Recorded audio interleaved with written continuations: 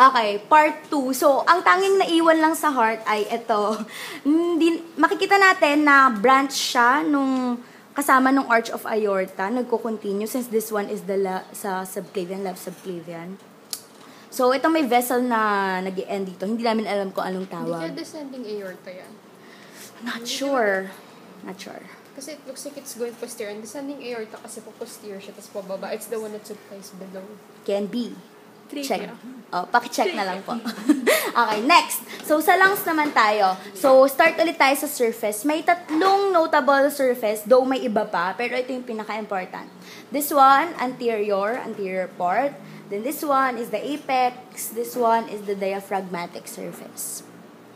Then, fissures. So, ang pinagkaiba ni left sa right ay fissures. So, pareha silang meron silang oblique fissure. Ang pinagkaiba, si right, meron siyang horizontal. So, this one is oblique, this one is oblique, this one is horizontal.